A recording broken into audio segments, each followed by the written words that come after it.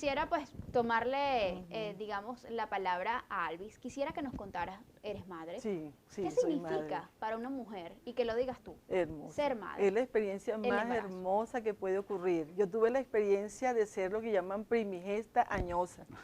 Tuve mi hijo a los 44 años. Wow. Y imagínate la cantidad de emociones, miedo, hacer algo que, o sea, que es como para la gente joven, no para la gente tan...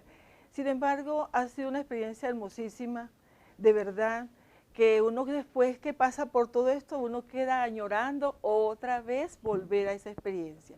Y mucha gente no lo entiende. Dice, ¿cómo después que pasaste por todo eso, quieres tener más hijos? Porque después que pasa el tiempo, uno dice, qué cosas tan hermosas se vivieron. Y lo más hermoso es cuando aquel muchachito, cuando aquella niña va creciendo, tú como ser humano lo que vas aprendiendo y vas creciendo también con él. En la medida que va creciendo este hijo, tú también vas creciendo. Así es. Y hay algo interesantísimo, y es el desarrollo de lo que llaman el amor sin condiciones. Eso es el trabajo que uno aprende en esa interacción de ser madre. Amar a esos hijos sin ningún tipo de cortapisas ni de condiciones. Es un amor total, completo. Que uno siente que se le va a salir el corazón por la boca cuando de repente el bebé desde chiquitico te mira y se queda así como contemplando. Cuando te diga mamá por primera vez. Eso es algo maravilloso. Ahora, muchas personas ven a una mujer embarazada, sobre todo los hombres, y dicen, bueno, sí, es que tiene una serie de cambios hormonales y físicos. Pero más allá de lo hormonal y lo físico, ¿qué cambios también fisiológicos y hasta psicológicos se pueden dar en la mujer o se dan en la mujer? Sí, bueno, definitivamente que el embarazo, vamos a partir del hecho de que es la mejor etapa o condición en la vida de una mujer. Ahora bien, el embarazo per se trae, como tú bien lo has dicho, una serie de cambios físicos, biológicos, hormonales y psicológicos. Para entrar en detalle a explicarte esto, es importante definir algunos conceptos preliminares. En efecto, el embarazo dura 40 semanas para la óptica de los tetras, 9 meses para el común denominador. Estas 40 semanas nosotros las dividimos en trimestres. Así tenemos primer trimestre desde el momento en que ocurre la concepción, cuando el óvulo se une con el espermatozoide, hasta las 12-13 semanas. De las 14 a las 26 semanas es el segundo trimestre, y desde las 27 a las 40 semanas es el tercer trimestre. Hago esta diferenciación porque hay rangos de trastornos emotivos, que yo no diría trastorno, diría cuadros emotivos en la paciente embarazada que varían en el primero, en el segundo y en el tercer trimestre. Es decir, experimentamos emociones distintas en el primero, segundo y tercer trimestre. Las causas que generan esas emociones son distintas en cada trimestre. En el primer trimestre, primero es la ansiedad de saberse embarazada, y ahí cae en el capítulo de si ese embarazo fue planificado o no, si está con la pareja, si tiene apoyo de la familia. A esto se le unen los cambios propios desde el punto de vista fisiológico, las náuseas y los vómitos que generan tanta ansiedad en la paciente embarazada. El sueño, la adaptación, porque acuérdate que el embarazo es un periodo de adaptación. La paciente pasa de un estado donde no está embarazada a estar embarazada, y en el momento en que ella se embaraza, todos estos cambios junto con los factores psicológicos asociados en este primer trimestre le generan mucha ansiedad. Además, cambios en los hábitos de vida. Sí. Exacto, es tener otro tipo de concepción. Bien, cuando entramos en el segundo trimestre, que viene siendo de las 14 a las 26 semanas, yo diría que es el periodo más estable, porque ya se ha adaptado a los cambios, ya han desaparecido los náuseas y los vómitos, ya empieza a aceptar su condición de embarazada. Ya internalicé que estoy embarazada. Exacto, y entonces allí más bien ella trabaja en función del bebé idealizado, lo que yo quiero que sea mi bebé cuando nazca. En el tercer trimestre vuelven otra vez esas ansiedades, quizás un poquito más intensas que las que ocurrieron en el primer trimestre, porque estará sano. ¿Cómo será el nacimiento? ¿Será parto? ¿Será cesárea? Es empezar a visualizar el espacio que hay que crear en casa. Y si la mujer es primeriza, pues muchísimo Por supuesto, más. muchísimo más. Entonces fíjate que te he dividido en trimestres para hablar de los cuadros emotivos, tomando la emoción como una sensación. Hay muchas definiciones de emoción, pero pudiéramos decir que la emoción es esa sensación agradable o desagradable en la cual va a incidir en la paciente embarazada. Entonces, si nosotros hemos estipulado que hay cuadros emotivos que cambian, eso es lo que también nosotros denominamos la ambigüedad emocional. Y tú la pudiste haber padecido y también tú también la pudiste haber experimentado. Sí. ¿Cuál es esa ambigüedad emocional? Que por un lado estás alegre y feliz porque estás embarazada, pero por el otro lado rechazas hasta el olor del perfume que tú misma le regalaste a tu pareja, ¿verdad? O tú tienes esa alegría y esa felicidad de saber que está creciendo un bebé dentro de ti, pero al mismo tiempo tienes el temor, ¿podré yo resolver o poder yo actuar o el rol de madre lo poder desarrollar adecuadamente? Y comienza uno inconscientemente y conscientemente a repasar toda esa serie de cosas que uno recuerda que la mamá hacía con uno, entonces quieres hasta como que agarrar un cuaderno y comenzar a anotarlo para que no se te vaya a olvidar en el momento en que nazca el bebé. Es una situación bien complicada. Esto es tan, esto es tan hermoso, esto es tan importante que tú lo digas. Es psicológico bastante fuerte también. Fíjate, algo importante y que bueno que el doctor hizo todo este resumen, porque me he puesto a pensar también, ¿y cuáles son las emociones de ese bebé? Porque siempre se habla de las emociones de la madre, claro. Pero yo no sé si eso que está ocurriendo ahí, que tú dices un momento me siento así, un momento así, yo no sé si en ese momento en que yo me siento de una manera, es el hijo el que se está sintiendo. Yo tuve la experiencia de, como ya estaba grande, como dicen los argentinos, yo podía como tener como más conciencia de qué estaba sintiendo. Y había momentos en que yo tenía conductas que yo no las hacía. Yo decía, pero yo no soy así, porque yo estoy actuando de esta manera. Y cuando nace mi hijo, me doy cuenta de que esas conductas eran de él, y él es así, esa no era yo. Una vez que nace, yo sigo siendo y actuando como actuaba antes. Yo no sé si le ocurrirá a muchas mujeres que hayan estado embarazadas, que, por ejemplo, en mi caso, había momentos en los que decía, es que siento que algo va a pasar, estoy como ansiosa, pero no sé por qué. Y no era por el tema del bebé, que ya se acerca la fecha, no. Era una sensación que salía de no sé dónde. Sí. Y bueno, al rato se pasaba, pero es eso, es entonces, tener que enfrentarte a que sientes algo que de lo cual desconoces totalmente la causa, porque no es lo mismo que digas tengo miedo a esto, estás consciente y lo interesante que entonces tú comienzas a buscar lo que ya se conoce en tu familia. Empiezo a buscar qué me dice mi mamá, cómo hacía mi mamá cuando la abuela, la tía, y la abuela. La hermana. Entonces empiezo a recurrir ante eso así que no tiene como todavía claro de que para dónde voy, me voy a esquemas ya hechos. Vuelvo a lo que ya está creado en mi familia. Y es lo que llamamos, lo que dice Bert Hellinger en Constelaciones Familiares, la buena conciencia. Así es. Me voy a repasar a la buena conciencia de mi familia. Y ahí a veces empezamos a tener choques con la familia del esposo, porque ellos tienen una conciencia diferente de cómo atender al bebé o de cómo atender a la embarazada. Empiezan esos dos mundos como el Orinoco y el Neverín, ¿no? El Caroní. Así es. Sí. Ahora, ¿por qué se dice que el bebé percibe o tiene la capacidad de percibir todos los pensamientos y sentimientos de la madre? Sencillamente porque los pensamientos y sentimientos que ocurren en la madre, que al fin y al cabo son emociones, hacen que se libere molecularmente una sustancia.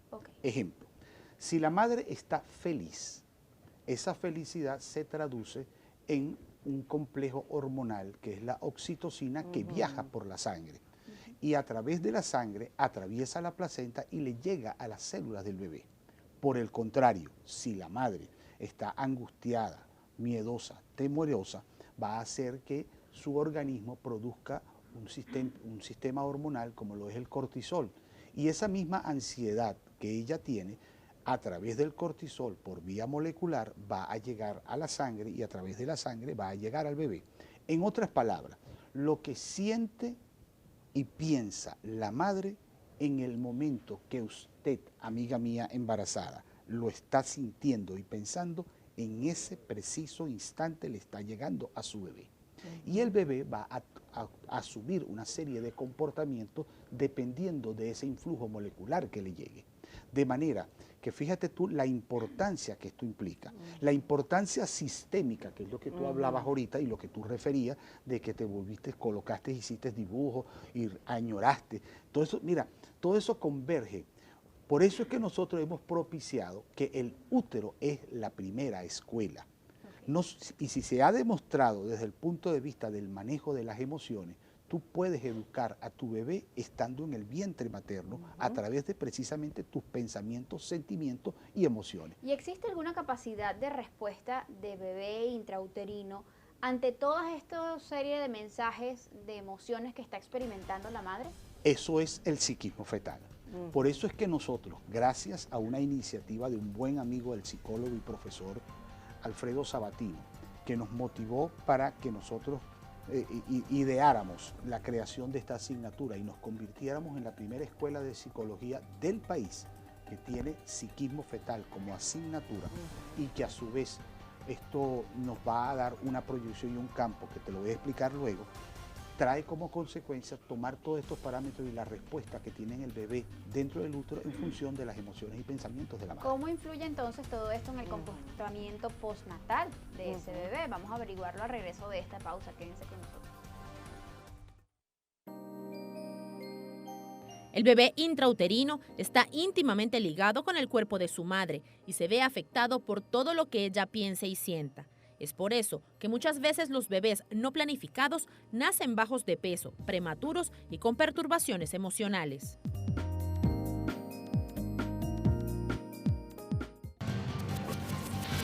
Aún después del nacimiento.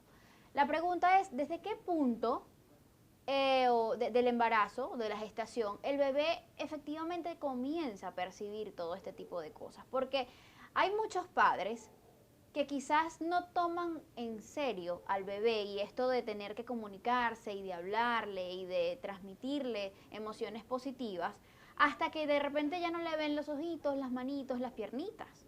Pero evidentemente el bebé no arranca desde allí. Sí. ¿Desde qué momento el bebé es, digamos, sensible a percibir estas emociones, tanto de la madre como del padre? Mira, hay algo muy interesante y es que nosotros recibimos de nuestra familia una gran cantidad de información. Hay un cerebro que se llama límbico donde están guardadas todas esas emociones. Entonces, mucho antes de que tú te embaraces, ya ese es un río de emociones que viene también moviéndote, tanto a la mujer como al hombre. El hombre también viene con sus emociones que recibió de su familia. De pronto venimos de una familia donde quizás un embarazo no es algo tan importante o un nacimiento de un bebé no es tan fundamental porque hay otras necesidades. Okay. De pronto también puedo encontrarme con un hombre que vino de una familia donde su nacimiento ni siquiera conoce quién fue su papá. Tal vez su mamá no se pudo quedar con él o la mamá lo crió solo. Okay. Y la mamá y la mujer viene con la misma situación. Entonces, esa información que uno trae cuando ocurre el momento sagrado de la concepción, ese momento especial, todo ese torrente, toda esa información que el hombre trae y toda la información que trae la mujer confluyen en ese momento a través de el espermatozoide y a través del óvulo, que son las dos grandes células que recogen toda esa información. ¿Qué pasó con mi familia cuando estábamos embarazados? ¿Qué pasaba en mi familia cuando las mujeres se embarazaban? ¿Cómo reaccionaban los hombres cuando ocurría esa eventualidad? Entonces, todo eso inmediatamente se entrega. Esa es la primera carga emocional. Esa es la primera carga. Entonces, ¿qué dices tú? Hay una parte consciente donde yo voy a averiguar qué hacían en mi familia cuando quedaban embarazadas las mujeres y con los hijos. Pero hay una parte que hablábamos nosotros hace rato, que es esa parte que viene viajando y uno no sabe, que es la parte energética, transgeneracional. Entonces, esa información está también allí. Y a veces yo digo, me da miedo tal cosa, pero hay un miedo que es más profundo. El niño, como aún no tiene desarrollado ese hemisferio derecho y ese hemisferio izquierdo, que es el del análisis, él se conecta de manera intuitiva a las emociones más arraigadas que tiene la madre. Wow. Y ahí es donde viene ese proceso. Entonces, cuando nace el bebé y cuando comienza a ir a la escuela, es donde empiezan las primeras conductas que la mamá dice, pero ¿qué pasó? Si yo me dediqué completamente a este bebé, ¿y qué pasa con él? Porque hay unas informaciones más profundas. ¿Cómo fue tu embarazo? ¿Cómo Sería la fue el pregunta embarazo? en ese ¿Y cómo en ese fue momento. mi embarazo cuando mi mamá me tuvo a mí también en su barriguita? Me gustaría que intentáramos ser un poquito más específicos Sí. en este punto a continuación. Y es que es importante conocer en qué se traducen las emociones positivas y negativas durante el Perfecto. embarazo en el niño. Complementando un poco lo que ella acaba de decir, la sensación o la presencia o la actitud de madre o padre comienza en el momento de la concepción, o sea, cuando se une el óvulo y el espermatozoide. La vida intrauterina no es prehistoria del individuo, es el primer capítulo de la vida de ese ser.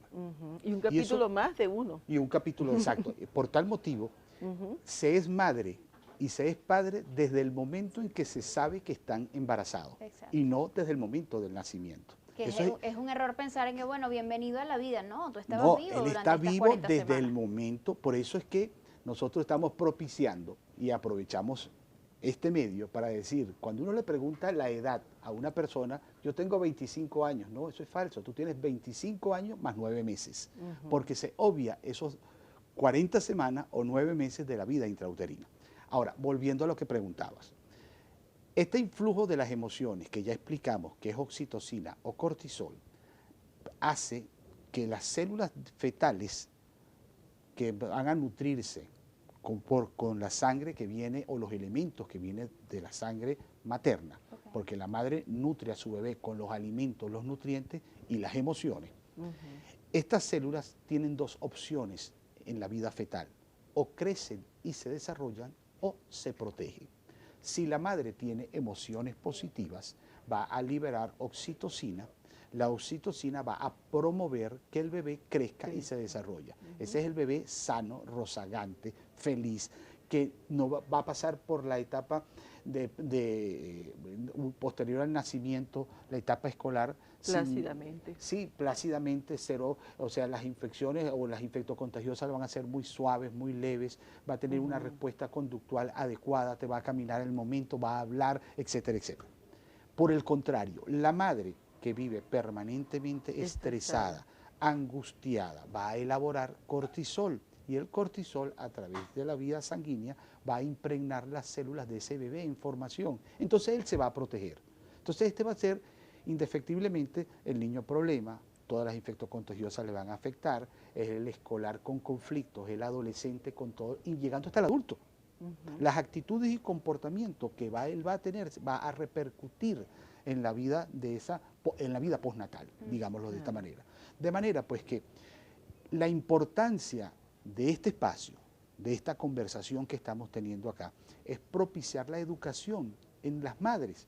O sea, aún antes de ser, antes de concebir, sí.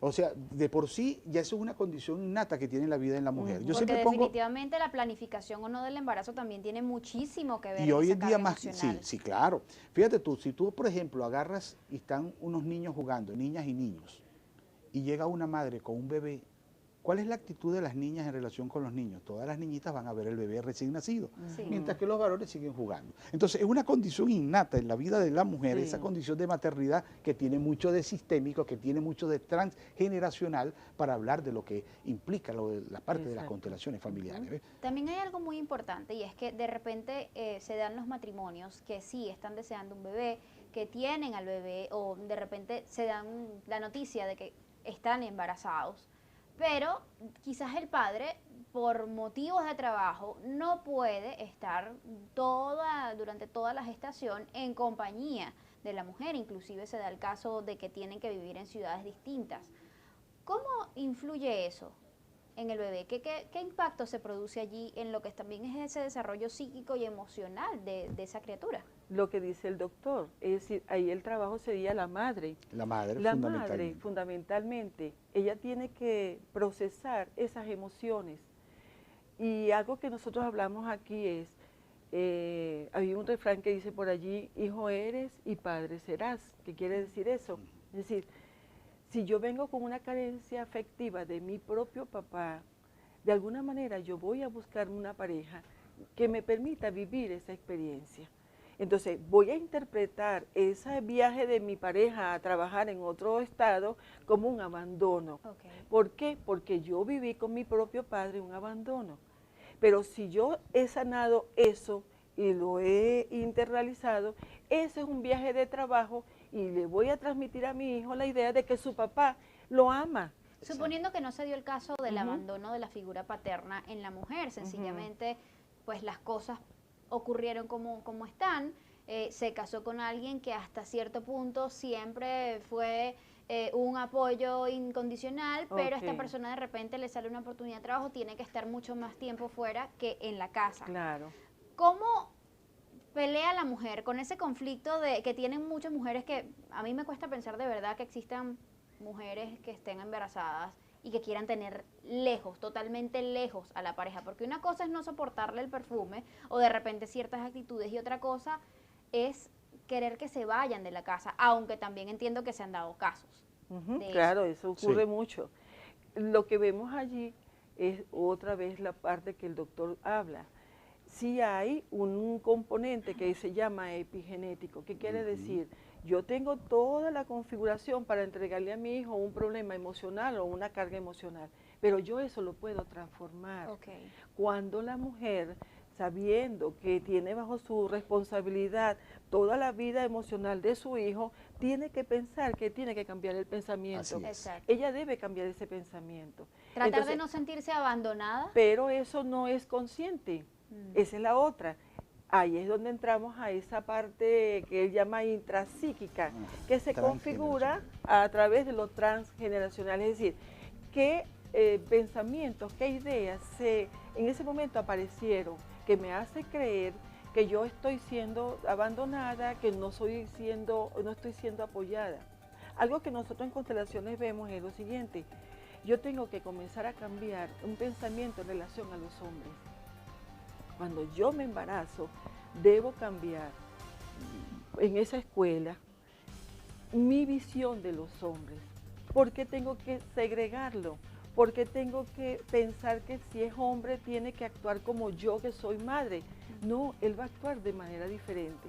Y en constelaciones aprendemos a valorarlo. Por eso cuando llegábamos yo le decía a él, póngase en el lado derecho, porque en el lado derecho el hombre debe estar al lado de la mujer en el lado derecho, porque el hombre activa el hemisferio izquierdo. Ay, Dios mío, tengo que hacer cambio de posición. Sí, señora, en la cama.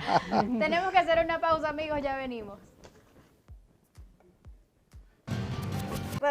Rechaza al hombre, ella cree que ella puede manejarlo todo, desde el punto de vista del hombre y del punto de vista de la mujer. ¿Ve? Qué interesante. Entonces, hay un hemisferio que es el hemisferio derecho, que es el hemisferio femenino, donde están las ideas, los proyectos, los sueños, la fertilidad, la abundancia. O sea, todo eso está allí, porque el hemisferio derecho no tiene piso, no tiene ni techo ni piso. Es infinito. Es infinito, es cosmogónico. Está conectado con todas las informaciones transgeneracionales. En ese cambio de roles que muchas veces se da, obviamente por desconocimiento, también puede esto afectar de algún modo lo que es el comportamiento o, digamos, la parte hormonal de la mujer. Quizás está allí la esencia o la razón por la cual, mira, definitivamente mi libido no fue la misma después del embarazo. Eso, o durante iba el embarazo. La testosterona. Exacto. Es ese influjo hormonal que va a producirle cambios y actitudes y comportamientos. Y estos son detalles que hay que entenderlo y hay que tener una mentalidad amplia. O sea, muchas veces dentro del ejercicio de la profesión, del ejercicio médico, se tiene una visión eminentemente positivista, ver para creer, y no se le da ese campo y esa importancia al mundo fenomenológico. Por eso es que nosotros insistimos en que dentro de una consulta prenatal debe existir la presencia de un psicólogo y de un constelador familiar. Así es. ¿Por qué el constelador familiar? Porque el constelador familiar la constelación familiar es una psicoterapia y es un mecanismo alterno dentro del campo de la psicoterapia. Vamos a definir rápidamente de qué se trata. Bert Hellinger lo llama hoy en día, es una filosofía de vida. ¿Por qué? Porque te ayuda a entender que eres parte de un todo, de un sistema, y en ese sistema tú tienes un lugar. Y en función de ese lugar tú tienes un rol.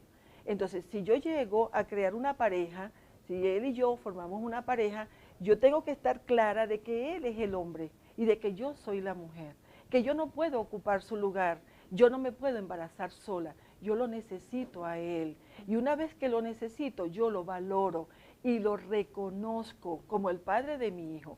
Cuando un hijo siente que su madre desde ya comienza a reconocer que ese es el hombre, que ese es el padre, ya el hijo comienza a generar la oxitocina. Está bien, pero si la madre está luchando como si fuese un hombre, con todo, peleando con todo, el hijo está estresado, porque la madre no está produciendo oxitocina. El hijo está tan estresado como está la madre. Qué interesante. Sí, y fíjate que ahí has tocado varios temas que son vitales. Uno, el padre. La presencia del padre es vital en el embarazo, porque si él, como elemento de unión con su pareja, le aporta felicidad a la madre va a elaborar molecularmente elementos o sustancias que le van a llegar al bebé y el bebé va a estar feliz. Si por el contrario, el padre está ausente, hay conflictos, problemas familiares, todo esto va a tener una resonancia en la madre y consecuencialmente la madre va a elaborar esa sustancia que expliqué en segmentos anteriores. Entonces, retomando lo que te decía, en una consulta prenatal, la presencia del psicólogo debe ser no como elemento referente, sino que el obstetra ve todas las valoraciones desde el punto de vista biológico, fisiológico, y el psicólogo le va a empezar a preguntar cómo te sientes, cómo evoluciona tu embarazo. Estamos creando algo nuevo y esto se sustenta en una investigación doctoral que estamos realizando que lleva por título El útero, la primera escuela, y donde hemos creado, y ahí está la esencia de por qué nuestra buena amiga está acá para fortalecer lo que estamos diciendo. Y te voy a dar una primicia nacional y mundial. Hemos creado el doctor Jesús Leal, psicólogo de avanzada, y mi persona, un concepto, un término que es deudas meméticas inconscientes. Y eso está plasmado en este trabajo doctoral en la cual estamos abordando una investigación con pacientes embarazadas, donde no solamente tomamos los elementos fisiológicos, sociales y culturales y psicológicos, sino que hemos llegado al convencimiento de que, por ejemplo, en toda familia hay un secreto. Toda familia, y usted amiga que me está viendo en este momento, y usted amiga que me está viendo, siempre hay secretos bien guardados. La abuela o la tía de generaciones pasadas tuvieron adicción, por decir algo, al alcohol, o tuvieron pérdidas y nunca lo dijeron. Que quizás no es tan secreto, pero son cosas de las que se evita hablar en la familia. Eso se evita hablar. Eso genera lo que Bert Hellinger ha denominado magistralmente como exclusiones familiares, que nosotros las hemos tomado como deudas. Esos son los haberes que trae una persona en el vientre materno. Ahora, memética. La memética viene de memes. Memes es información cultural. Y aquí también te doy un concepto muy demoledor, porque hasta este momento, desde el punto de vista médico, siempre pensamos que todo es genética. Yo diría que es genética y memética. Genética porque eso es lo que tú traes desde el punto de vista hereditario, y el entorno es lo que te va a dar a ti el comportamiento o actitud, y es memética. Entonces, deudas meméticas inconscientes, porque la persona no lo sabe. Entonces, si nosotros detectamos en una paciente cuadros emotivos exasperados, exacerbados, que no se colidan con lo que te expliqué en los segmentos anteriores de ese manejo de las emociones, nosotros agarramos y la llevamos a constelaciones familiares. Y en la constelación se descubre Exacto. el secreto, esa es la el razón excluido, el orden, el que no se respeta. Entonces, muchos de los problemas que hoy en día tenemos con la paternidad, que decimos, no, los padres no se quedan con los hijos. A veces yo digo, ¿no será que estamos creando una sociedad que no permite que los padres se queden con los hijos? Porque es algo que hemos llevado durante generaciones. Exacto. ¿Qué te parece? Entonces, como esa es la primera escuela, en la primera escuela vamos a comenzar a ver la figura del hombre con respeto, con valor. ¿Qué hay de las personas, las mujeres, sobre todo que en estos tiempos de repente ya se enfocan mucho, por razones diversas, en su desarrollo profesional, en todo aquello. Se dedican mucho a sí mismas y llegan a cierta edad y pues comienzan a buscar pareja, de repente no consiguen a nadie, digamos que realmente les interese, no consiguen a nadie estable, pero tienen allí el deseo inmenso de ser madres y dicen, bueno, si yo llego a tal edad y estoy en estas circunstancias, voy y me practico algún tipo de inseminación artificial. Has tocado un ¿Qué? tema... Eso es un tema bien controversial. Sí, has Vamos a tocado un hablar tema de muy ello al regreso controversial. de esta pausa que tenemos que hacer, pero es un punto que hay que tocar porque lo importante allí es también determinar de qué manera esa ausencia total de un padre afecta al niño. Vamos a hablar sobre eso. Excelente. La madre que durante el embarazo tenga pensamientos positivos le generarán al bebé un sentimiento de felicidad y calma, desarrollando en él y para toda su vida una disposición anímica equilibrada, feliz y serena. Los que vienen llegando empiezan a ocuparlo. Por ejemplo, lo que decía el doctor hace rato, si en una familia el papá se va, alguien le dice a la muchacha, tú ahora vas a ser mi pareja. Tú ahora vas a ocupar el lugar de tu papá, porque ¿qué vamos a hacer nosotros? ¿Cómo vamos a sobrevivir? O se le dice al hijo, tú ahora vas a ser el papá de tus hermanos. Y aunque muchas veces eso no se exprese, digamos... Exacto, de pronto no se dice así verbalmente, pero ya con se asume. Y altera el sistema. Los hijos saben que tienen que asumir el rol de alguno de los padres. Exacto. Independientemente si la ausencia del padre se debe a una ausencia voluntaria o una porque ausencia física. Eso se hace por amor. Sí. Eso se hace por amor, porque todos los miembros del sistema quieren ayudar para que esa familia continúe existiendo y sobreviviendo. ¿Y cómo influye eso en la evolución del hijo? Entonces, ¿qué sucede con la muchacha que le tocó ser el papá de sus hermanos? Que tuvo que salir, que eso que por ahí llaman las 4x4, que tiene que estudiar, que tiene que trabajar. Ella es el padre, ella es el hombre, y la testosterona se pone a millón, se convierte, tal es así que luego cuando quiere quedar embarazada no puede. Wow. Y hemos tenido casos en las constelaciones familiares que esta persona, cuando hacemos la constelación y colocamos a un representante para su padre, ella tiene que decirle al papá, ¿cuánta falta me has hecho? Cuando la mujer, cuando ella le dice eso a su papá, ella inmediatamente se sale del rol de padre y lo deja a él con su rol y ella comienza a ser mujer. ¿Y qué pasa con estos niños de estas madres que decidieron ser madres solteras? Por voluntad propia. Es que más que ni me interesa saber quién es el papá, pero yo quiero ser madre. Ese niño lo va a buscar. Claro, lo va a buscar y hay alteraciones. Simple y llanamente, porque partiendo de lo que son los órdenes del amor, la ausencia de uno de estos elementos genera un desequilibrio. Y aquí te voy a decir algo que va a dejar a mucha gente en el sitio. Desde el punto de vista médico, hay muchas enfermedades que surgen y no se le encuentra una justificación real. Y se pregunta muchas veces, ¿y por qué ocurre esto? En el caso de nuestra investigación, cuadros emotivos severos que a pesar de que sabemos que tanto en el primero como en el tercer trimestre son elementos naturales y normales que se puedan presentar, están exacerbados en el segundo, que es el trimestre de la tranquilidad y la paz.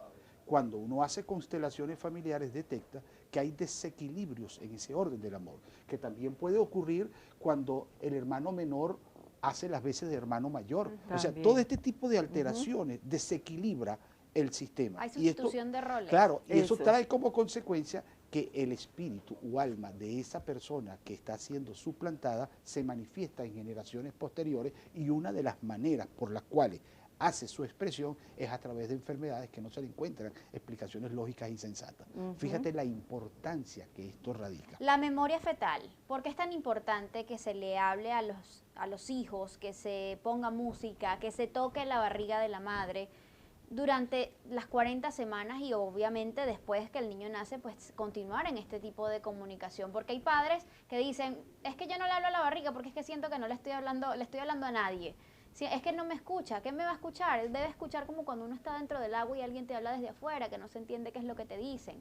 Y muchos padres sencillamente no lo hacen.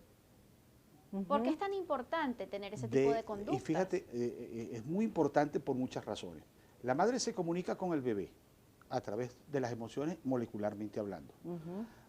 De manera sensitiva, cuando se acaricia y se toca su barriga y le habla a su bebé. y intuitivamente, instintivamente, como visualiza su bebé. Pero adicionalmente a esto es importante considerar que de los 5 sentidos, el primero que se forma y que antes de nacer el bebé está totalmente formado es el oído. Entonces, el bebé en el vientre materno va a escuchar la voz de la madre con la cual se identifica, va a escuchar el lup-dup, el ruido cardíaco con el cual se identifica, y él va a aprender. Cuando la madre está ansiosa, el corazón late de una manera a cuando ella está tranquila. Y por el otro lado, obviamente, todos los sonidos externos, porque el líquido amniótico hace como una caja de resonancia, de manera que el bebé que le habla, el padre que le habla a su bebé, no es una entelequia, no, háblele a su bebé, coméntele a su bebé, idealice a su bebé, planifique y piense en lo que usted quiere que sea su bebé cuando sea grande, porque el útero es la primera escuela. Doctor, y también algo importante, que la madre le dé permiso al bebé para que acepte al padre. Porque nosotros tenemos una conexión muy grande con la madre, y dice que la madre es la que propicia el éxito y la prosperidad en los seres humanos. Entonces, ¿qué pasa? Uno tiene una gran conexión con la madre, y es la madre la que da el permiso, la que permite que el padre se acerque al hijo.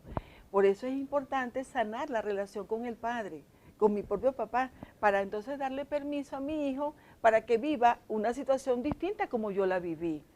Eso también. Ahora, ¿qué hacer con las mujeres que por el contrario les ha tocado ser madres solteras? No lo han decidido, sino que les ha tocado.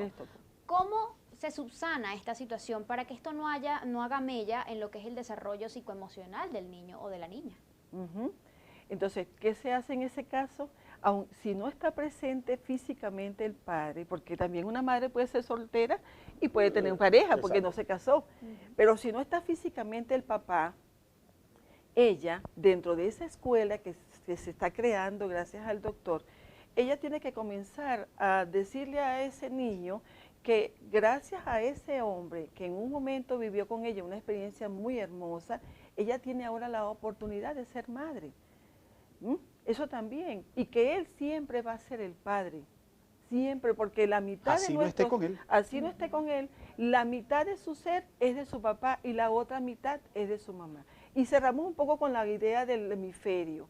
Si yo no hago eso con mi hijo, desde que esté en el vientre o con mi hija, cuando ese niño nazca, va a ser una persona con una voluntad débil, no va a tener como la fuerza para emprender sus propios sueños y sus propios proyectos, que quizás es mucho lo que está pasando hoy en día con los muchachos, con los adolescentes y las muchachas, que no tienen fuerza, decisión, claridad de qué es lo que quieren con la vida, y eso lo da es el papá, no la madre.